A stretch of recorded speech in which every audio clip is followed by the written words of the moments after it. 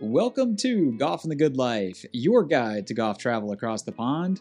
I'm DJ Jones, he's Connor Evers, and today we are returning to our Legendary Links series for a look at Royal Troon, host of the 2024 Open Championship. But today is also a little different. For the first time ever, at least in the history of our podcast, Connor and I are recording live in person together. Connor, it's good to actually see you, man. Likewise, Deej. It's a pleasure to be with you today and looking forward to essentially our preview podcast for the Open this week. Looking forward to some coffee golf upcoming as well for the Scottish Open at Renaissance, and obviously here at Troon here next week as well. But like I said, appreciate the introduction, and always good to be with you. And this is fun doing it in person finally, which is good. But I just wanted a couple of shout outs for several of my groups that have returned from overseas golf expeditions. Members from Brayburn Country Club, Shanapin Country Club, Kent Country Club, as well as Westchester Country Club. And actually, when this few days after this podcast come out, we are officially at the halfway point of the golf travel season. I believe it's this coming Saturday is the exact halfway point. So can't believe how fast it's gone, but all good here, Deej. And like I said, great to be with you.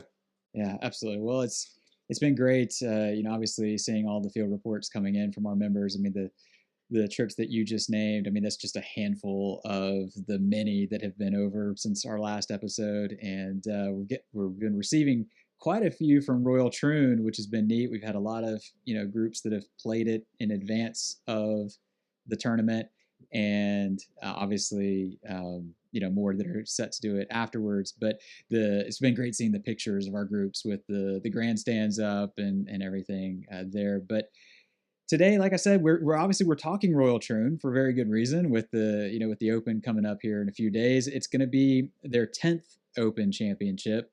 And given that history and a little bit of notoriety in terms of some specific holes that we'll talk about, it's a very popular choice for golf trips to Scotland for obvious reasons. And Connor, why don't you kick us off with, for that person who's listening or who maybe has just watched the Open Championship and has found this podcast and is now thinking, hey, let's go play Royal Troon. Walk us through some of the planning tips that come with not only playing here, but maybe the rest of the West Coast as well. Sure. It's a good question. And it's, one of the areas their groups, I mean, more than likely they won't just go to the Ayrshire coast, the West Coast, they'll go there and then another area throughout Scotland. But that big kind of chess piece amongst the West Coast is Royal Troon. Royal Troon for visitor bookings are Mondays, Tuesdays, and Thursdays each week. And just going off of this year, so 2024 for booking for an expedition in 2025, the course usually opens for confirmations, start sending confirmations out, I should say, mid to late April of the year prior. So that's kind of when it was this year. Dates usually change, but that's kind of what it was for this year. The nice thing about it, you've got 3 days of visitor times, throughout the week, which is nice, comparatively to Muirfield, like we mentioned, it's only Tuesdays and Thursdays. So there's another day in there. I would say, with Troon and just in it being in general as a visitor, a lot of clubs obviously have visitor times, but when you do, get there, we're going to talk a little bit more about, the club and kind of your experience there, but you truly do feel like a visitor of the club. They do some introductions to the group, and they just make you feel welcome and home at the club. Not saying other places don't, but they have a more of a priority of you being a visitor there, and you truly do feel like it on that day. So that's kind of the planning tips, as well as a timeline. Some other groups like to play Western Gales, Prestwick, Turnberry as well, but definitely have Troon on your list while going over to the West Coast.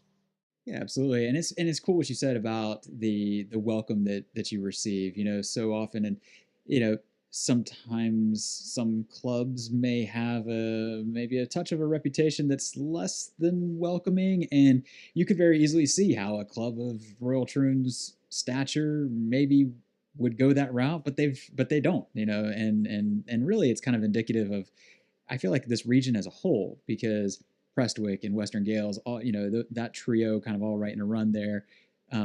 You feel the same way. You feel like you've been brought in as a member for the day, which is really neat. as we typically do with these Legendary Links series, I'm going to run through a little bit of the history of the club.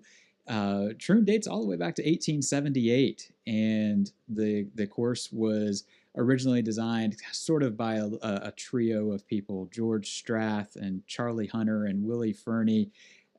Willie Fernie actually won the Open back in the 1880s, somewhere in there, and then a few decades later, James Braid did a redesign, which is a common theme as you cross Scotland. It feels like he, at some point or other, touched every golf course over there. But he did it in advance of their first Open Championship back in 1923, and sort of ever since then, Royal Troon has kind of been the Open's, I don't want to say home, but sort of their base on the West Coast. Prestwick, of course, had held so many of the early Opens, and it eventually became just not feasible, and so they needed another place, and Royal Troon has filled that ever since. Turnberry, of course, has had a couple mixed in there, but something I've always thought as a kind of a unique stat is, out of the 70-year reign of Queen Elizabeth II, it's the only club in the UK that was given royal designation during her tenure. So I think that's kind of a unique feather in the cap for the club. Another one, random thing, is Colin Montgomery's dad was the club secretary back in the 1980s. So just it's kind of just obviously a very rich history that you'll find there. And then when you take it and you add in then just everything that comes with the Open history, Arnold Palmer won one of his two Opens there. Those two sort of helped launch the Open in the mind of American golfers and got more of our guys headed across to play. There's a portrait actually in the clubhouse in his honor, which I think is kind of neat. And then fast forward to 2016, and you've got what came to be known as the duel at Troon between Phil and Henrik, the lowest score to both strokes under par and overall strokes in the Open Championship history. That final Sunday was unbelievable. It just feels like, I think there were like 40 birdies among the group somehow. I don't know if that's possible, but just a great touch of history, adding in with everything that goes with the club. But Connor, as is well documented, I might love golf history, but I cannot remember golf courses for the life of me. So walk us through some of the notable holes and features that we're going to see coming up in the Open. Deej, that's why you have me for that. But to your point and everything, Deej, I would recommend everyone going back on YouTube. I think the RNA came out of this video, if I remember correctly, just their YouTube site. But it's the final round of Phil versus Henrik in the 2016 Open, and they cut all the commercials out. It is literally everyone's each shot 30, 45 minutes or so, but I'd recommend everyone going back and watching that, and just prior to the Open, just to kind of see the course from that perspective and just how good both of them played in that final round. It was quite impressive. But as Deej said, kind of some holes and features. Kind of starting off on the first hole, you go up to the tee box, and it's right by the ocean. That there's kind of some fencing to the right, and that first hole is right there. And really, the course kind of stretches out right in front of you. I think 1, 2, and 3 are just kind of straightaway holes from there. But you can kind of see the course, and obviously you can see the 18th to the left as well coming in. I think my favorite hole in the golf course, and I played it in 2017, I think, when I played it the first time, but it's a 7th hole. Great little par 4. You tee off it's a little bit of an elevated tee box, well bunkered fairway up until the green. The fairway kind of meanders left to right, and for a right-handed player, it's a nice little cut off the tee is really good. The green is extremely narrow, and there's a extremely also deep bunker to the left you've got to keep out of, and it really portrays itself up after the green once you get up to the next hole, which is the 8th, and it's a postage stamp. So it's kind of funny how you got the nuances of that deep bunker to the left, and you're about to see another deep left bunker on the next hole, the 8th, which is the postage stamp. Usually, depending on where the tee and where the flag is, it's about 120 to 135 yards. If you'll call it a signature hole, I would say that's what it is. If you believe in those, I would say that's what it is at Troon. We're going to see maybe a few birdies, but also a lot of big numbers on that hole. Especially, we'll see if what the wind does. But it's just one of those. You got to step up, hit a good golf shot in the green, and 2-putt, and par is your friend on that one, which is good. I would also say if anyone is visiting Troon, they have one of the coolest things in the golf shop, and it's a ball mark that is actually shaped out like a postage stamp. It's actually kind of ribbed out on the side, and it's got, hole 8, the yardage and stuff. I picked it up. I think it was 15 pounds, one of the most expensive ball marks you can probably get, but it was super unique. I'm like, I gotta get this. So it's, 20, 21 bucks or something like that, USD. But if you're in the shop, definitely pick that up because you can't get that anywhere else. But back to the course. The other one is Railway, another kind of also signature hole on the course. One just got to step up. The railroad goes directly to the right. So if you're a right-handed player and struggling with that, slice, you may be not in luck on that hole, but just keep it down the middle of the fairway and you'll be good. And another course that's actually at Troon, not a lot of people think of is the Portland course. It's actually designed by Alistair McKenzie, and it's good for an emergency 18, maybe a 36-hole day, or something where you may not have golf scheduled on that arrival day, and you might get early into Edinburgh or Glasgow or what have you, and want to play some golf. I know we're going to talk about the Good Life offerings, but a lot of groups will stay at Marine Troon, which is essentially right on property in the course, so it's easy access right to the Portland course if you, like I said, want to play a little bit more. And I would say don't miss the clubhouse inside. There's tons of great memorabilia inside. They're going to show you around, show you where everything is. There's also a portrait of Arnie Palmer inside there too, and a great bar to get some post pints after your round too. So just a really good spot, and it's a great course. Everyone will enjoy it, and like I said, make sure it's on your itinerary if you're over the west coast of Scotland. Well, and that's really great intel, in particular, not only about the holes and the postage stamp. It's going to be. You mentioned a YouTube video earlier. I think there's one of Rory playing a practice round back in 2016, and I think he took like 6 or 7 to get out of the coffin bunker there left of the green. But great tip on the postage stamp ball mark. I mean, you want to have something unique, a square shaped ball marker. Granted, it's not going to fit your divot tool, I suppose, but it's pretty unique. And I can tell you that they will engrave those with your initials on the back as well. So there's make it your own sort of thing. But great tips on that. And then of course, this is Golf and the Good Life. So the episode wouldn't be complete without talking about some of the good life near Royal Troon. Connor just mentioned the Marine Troon Hotel. Look, when you're watching the coverage, you cannot miss this place. It's a red brick building that is directly adjacent to the 18th fairway. Practically every overhead shot of the golf course, you're going to be able to see it. And of course, if you're visiting and it doesn't get much more convenient than that, staying essentially right on property, it then gives you pretty easy access, of course, up to Western Gales, and then Prestwick is, of course, right next door.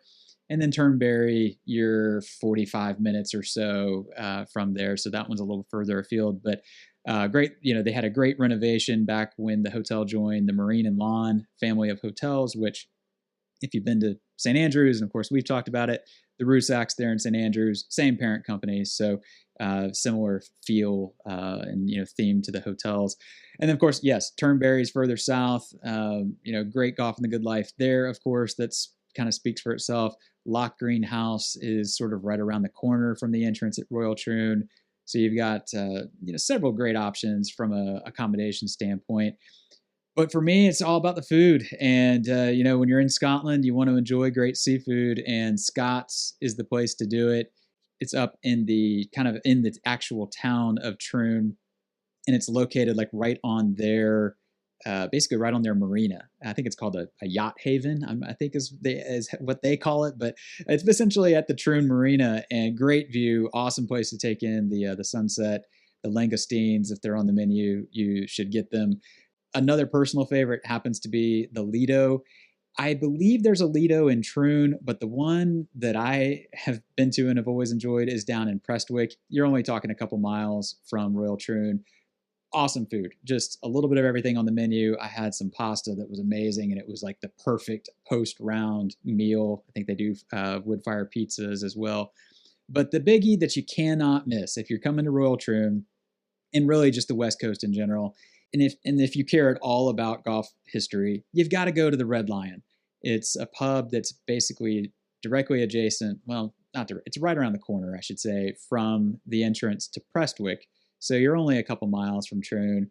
But this is basically where the competitors in the first Open Championship gathered before, maybe after, probably during, at some point, their round for their pints and then set off for their golf for the day. So pretty historic place and not to be missed. And then of course Old Tom Morris lived like right around the corner from that. So just so much history in the area as it relates to the game of golf, and kind of neat how it all ties in together here on the West Coast. But Connor, talking the Open, we've got to do our typical who do you think takes it home. It feels like there's a pretty obvious choice floating out there, but curious your thoughts on who's going to do well this week. Well, last year, I don't remember who we both picked, but we were dead wrong when picking Brian Harmon on that one. You didn't have Brian Harmon? No. Oh, I thought we had that one nailed. Oh yeah, if you put a bet down on him, you won some money, I think, last year with his odds. But all right, so this year, I think I may even mention it, or I picked him last year. I got to pick Scotty. I have a little apprehension with picking him, but it's just he's hitting it so well. I think at Troon, when you like I said, I'd watch that video of Phil and Hendrick. You hit so many irons off the tees, and he's so accurate. I mean, Scotty's hitting some really solid wedges in. It depends on the weather and stuff, but I did see that he put a 3 and a 4 iron driving irons in, I think, when he won that Memorial. So I don't know if that's preparing for the Scottish Open and the Open Championship. I don't know. He's hitting it so good, and it's just hard to bet against him on this. So Scotty, for me, we'll see how it goes. I can't see him finishing the season with just one major, just how well his statistics have been.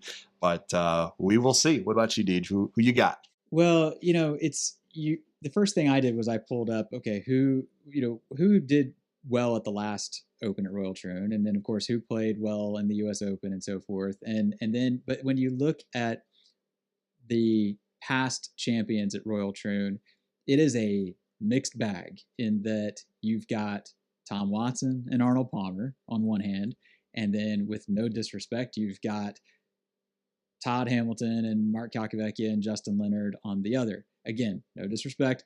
But then I went back and I looked at who played well at Royal Troon in 2016, other than the two who ran away with it, and the U.S. Open. And the name that popped up at both places was Tony Finau. He was top 5 at Pinehurst, and back in 2016, he was, I think he was in the top 10 going into Sunday. He didn't play well on Sunday, but nobody really remembers because all we saw were Phil and Henrik. But so I'm going to go with Tony. You know what? I think he's been close a few times, and he's I don't want to say he's due, but he's probably due.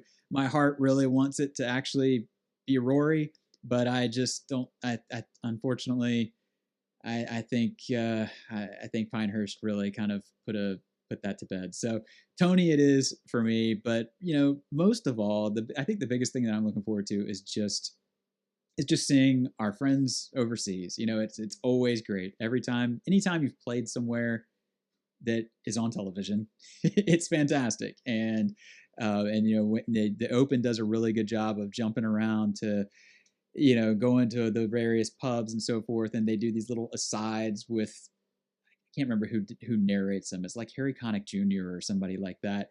And being like, oh, hey, I've been to that pub. I know that place. So that's what makes it so fun for me.